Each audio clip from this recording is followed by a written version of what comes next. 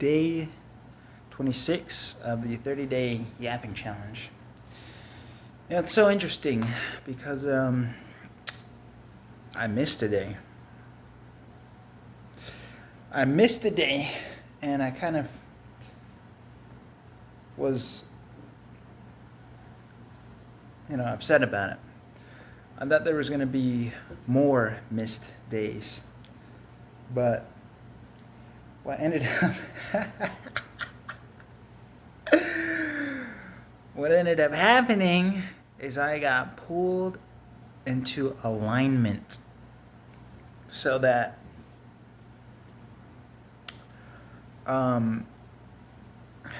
the counter was pushed back a day so that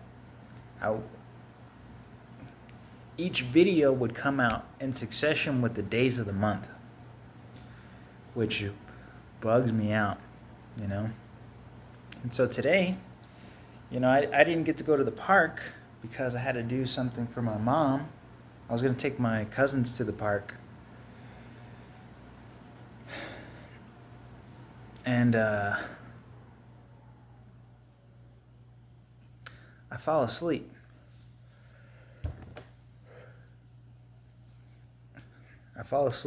And I have this dream just now. And in the dream, I was homeless. And I saw a house that in this neighborhood that looked habitable. And I got into the house somehow. And I go into the house and it's actually nice. It looks like people still live there. I had actually done this before because I was homeless in real life. And I found a building that looked abandoned and I snuck into it just so I could, I don't have to sleep outside. And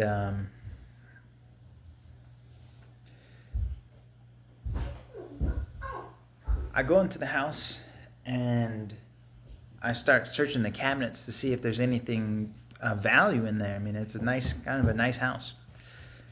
And somebody walks in through the front door.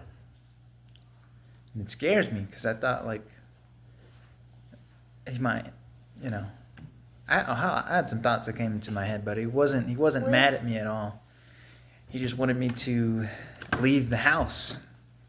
And so he walks me out of the house, and we're going to just leaving the house.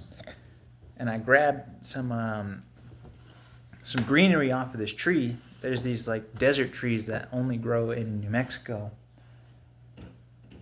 They grow in other places too, but I only remember them being in New Mexico. And the guy asked me, "Do you have any clothes?" And at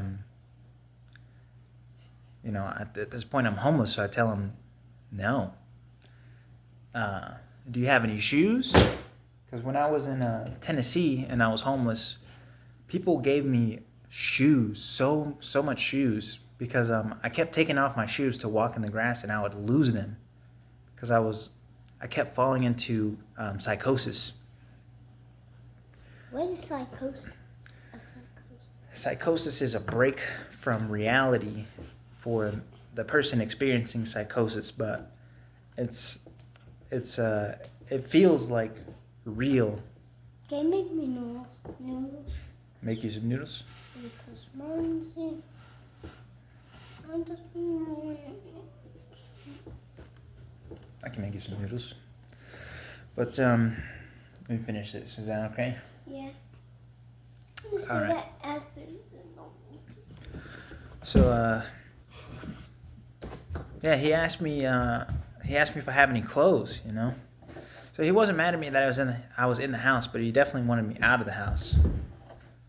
And I guess he realized that I was homeless. And he asked me if I have any clothes. I say no. Do you have any shoes? And he says he only had size 3s or something like that. Something about 3. And we're walking to his car, which is in front of his house. I guess he lived across the street. That's how he saw me. I know that's how he saw me. I must admit, I'm not really sure. I don't know how he saw me because I was normal. I was pretty sneaky. I remember being sneaky, being able to pull it off. But anyways, I'm going across the street and I look and there, I can hear this white car coming from way far away. And I look away at his car, which has also got some green, but it's from a different tree. And I'm crossing the street at I thought was a reasonable speed, so that way the white car that was coming didn't hit me. And then I finally get across the street and I look up and I almost get hit by the white car. And I was gonna tell the guy, "Hey, did you just see that?" And I could tell that he saw it, but he just didn't bring it up. He was just he goes into the trunk, he opens it up, and he goes in and he finds two sweaters. And you know, now that I'm awake, I didn't realize it in the dream, but now that I'm awake, I realized they were quarter zips. And where did you get the clothes? The guy gave them to me out of the back of his trunk. 2 sweaters, a blue one and a green one, but the green one was the exact color as the greenery that I had pulled off this tree earlier. And it was so crazy to me. Was after this you want to play a game? And I guess what I got from the dream is that I don't have to, that God has got me. I don't have to steal anymore. And, you know, maybe I don't have to wear a quarter zip, but we're moving in that. We're going to be moving different. You know, still fearless, still willing to do things that are like crazy. But no more YN activity.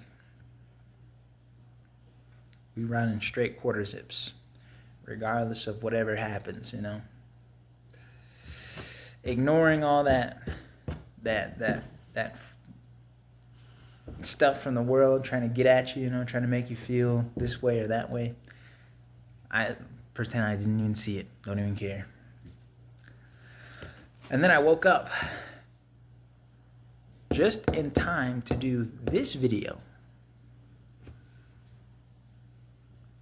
Whereas, you know, the day that I didn't do the video and I felt so bad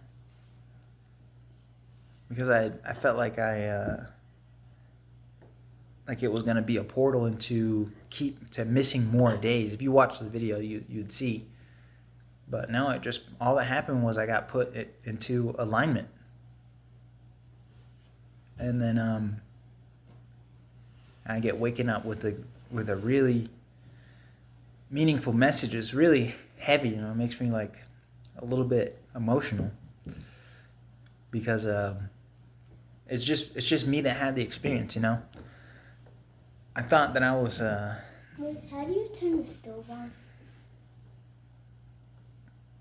you gotta turn it to the left until you hear it click, tick, tick, tick, and then turn it to the right when the flame opens. Which one? Anyone. Push it down to the left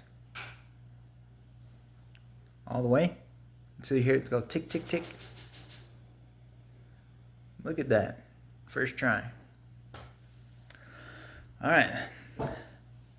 Yeah, that's another thing about teaching people things is that they now know how to do something, but they're now exposed to something that might hurt them. So when you teach people, make sure that you are watching them as they learn for themselves, so that way they don't hurt themselves.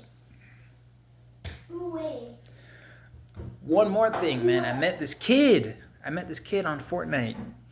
16 years old, man. The 16-year-old girl broke his heart. The 16-year-old was on Fortnite. You were playing with him? I was playing with this kid on Fortnite, and the kid is so funny. So funny.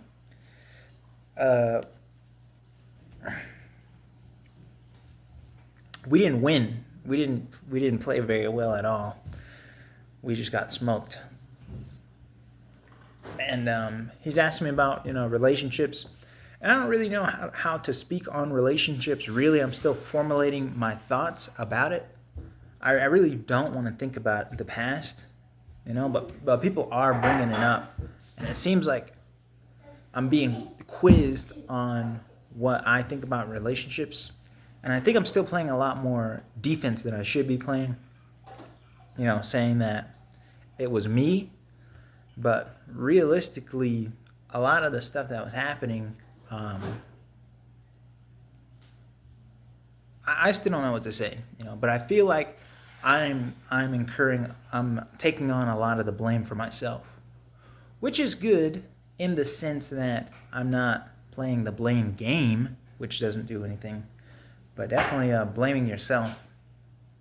I guess what I'm really getting at is that when it comes to relationships, I know what happened.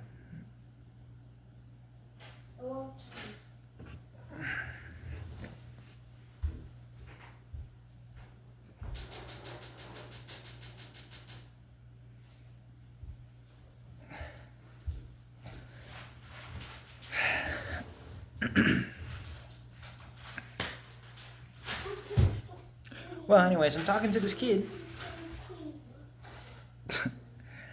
and he's, he loved her, man. That's the worst. That's the worst. And he said, she's kind of a hoe. And he found out that she cheated on him. And he said, I wasn't mad because I knew what she was gonna do. And I told him, young kids, she's not really young, 16. 16 is even kind of old when it comes to girls. But a lot of people don't really know about the effect of their actions, what that does to other people. So that's why forgiveness is so important, because sometimes people will do something to you and not realize how devastating of a blow that is. So you have to forgive yourself and just remember the lesson. So I used to think that forgiving the person was all you had to do. I used to put a lot of emphasis on forgiving the person. Like, I forgive you. Why do I still feel this way? It's really just forgiving yourself. Because things happen in the world. Anything can happen. But if you take it personal, it produces suffering that's not intentional. It wasn't meant for you. It wasn't for you. It was actually that person. So they got stuff to learn about themselves. But anyways, I'm talking with the kid, and we lose for the last time, and he says GG's, and then he says to me, "Don't forget me," and that cut through my heart. I didn't even reply back. I just turn off the PlayStation. Don't forget me? Because it's a 16-year-old, To say that, bro, to say that to a stranger that you met on Fortnite, to me is just like, first off, no, I'm not going to forget the kid,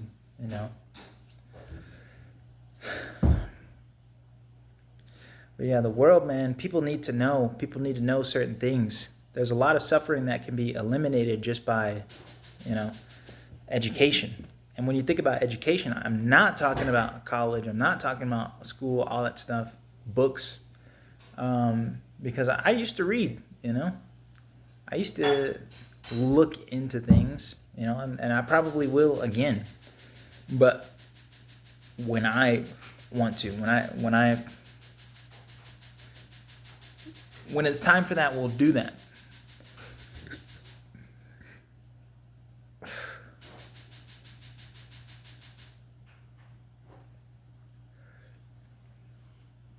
But yeah, education. I mean,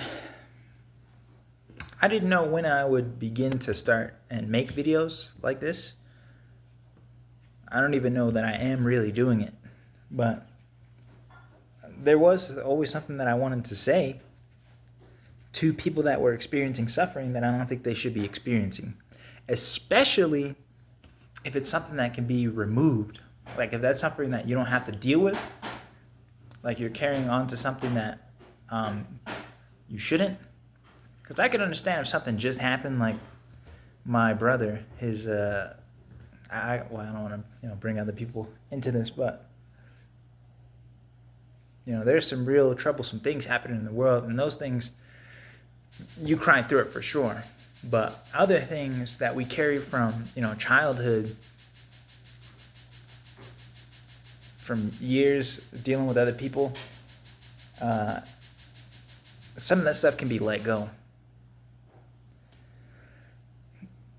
It's kind of like, when you get a crook in your back and you can put your thumbs on your spine and then just like lift your chest up and push your back at the same time, and you hear it go. You don't have to go to the chiropractor for that. You don't have to experience that pain either. You can do it yourself. You just have to know how to do it.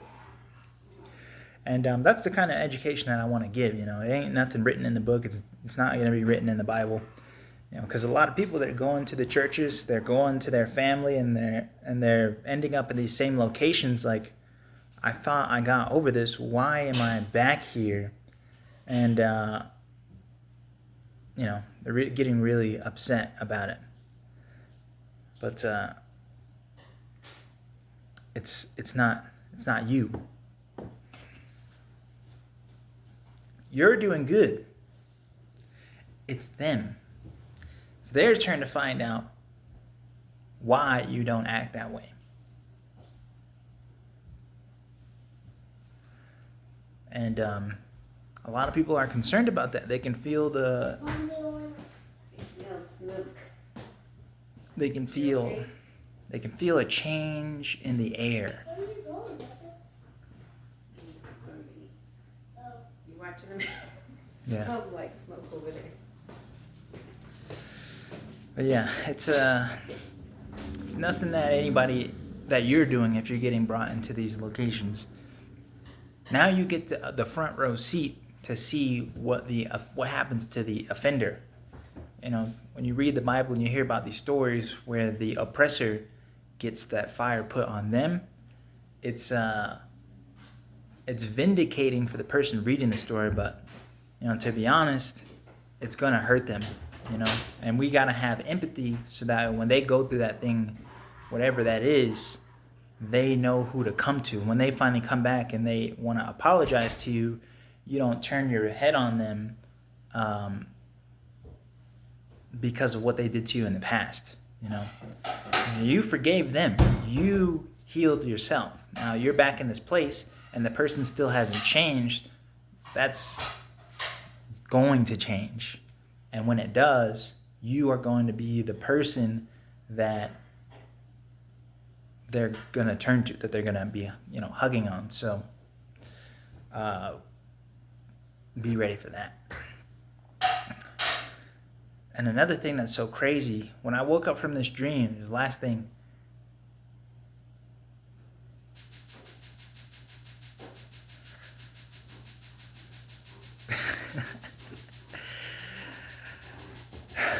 it's not a theory anymore, man.